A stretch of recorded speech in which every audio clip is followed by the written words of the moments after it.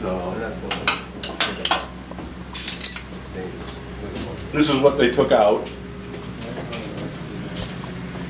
And then there's another section that goes down underneath it that they're replacing that now, and then they'll put the governor back on. Okay. Mike, Josh wants to know why they call it an ice cream box. I don't really know why either. Well, it's a little before your time, guys. I knew there was a story behind it. No, they used to make homemade ice cream in something that looked like that. Oh, we've got one of those. Well, Yeah, there's your answer. We made it as a kid. My parents made it. Hand crank too, not electric motor. Well, see, this is Rock just These things. Any idea? 850 full throttle. 850. Okay. What are the idle at, Bob? About 250. 250. That's pretty. And where's the generator for? It's the other end. At the other end. These engines are set opposed. Uh-huh. The earlier E's from before the E8s, the engines were in line.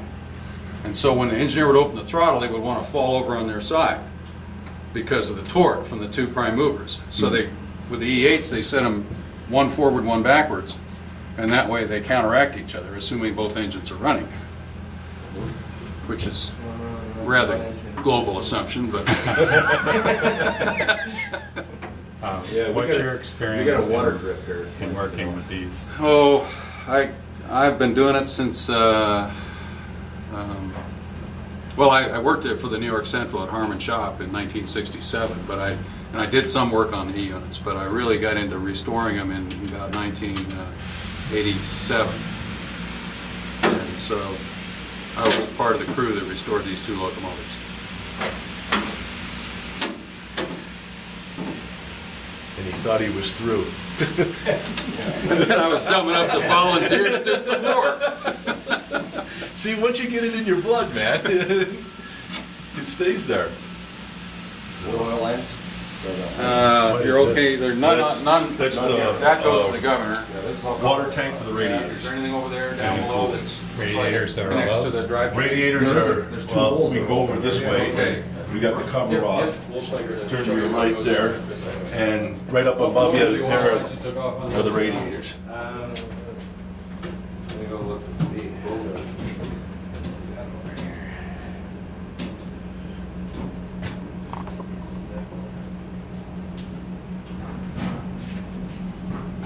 Just watch your head. There's two holes. They can put brass on one way. And that's the generator there. On the side? Generator, auxiliary generator, filter boxes. I was wondering how many amps you produce.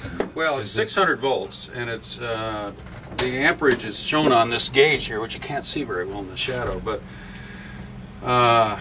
it's got short time ratings, which I don't have committed to memory, but they're on this little plate here. I need my glasses to read it. But, excuse me.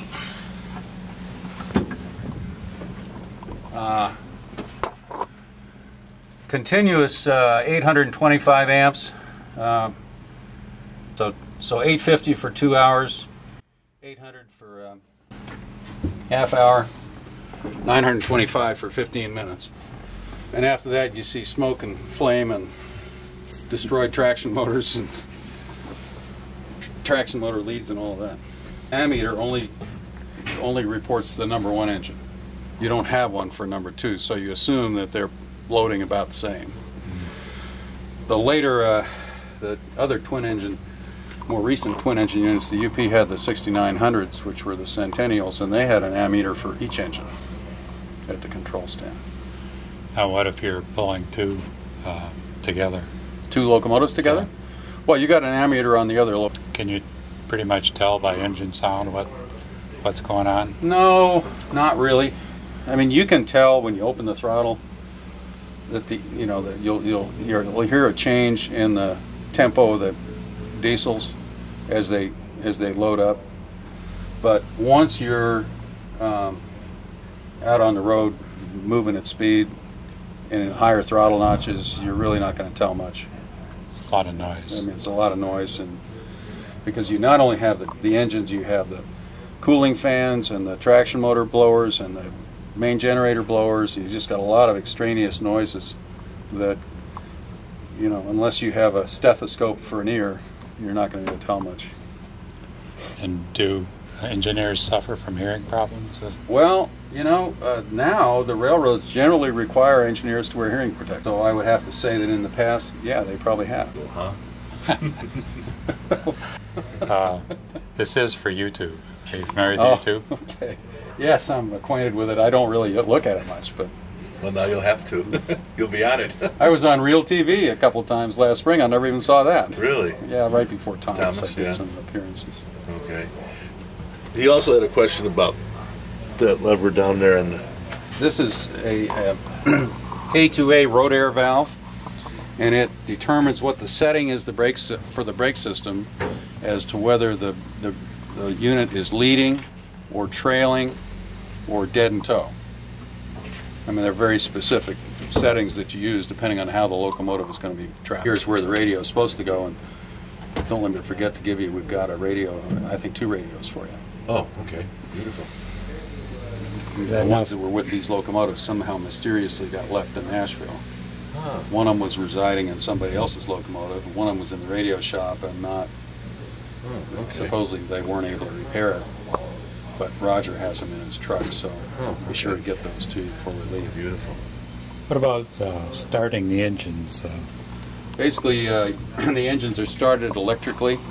You batteries back at the other end of the locomotive for starting power, and when you start the engine, each engine is started separately, and you use the main generator.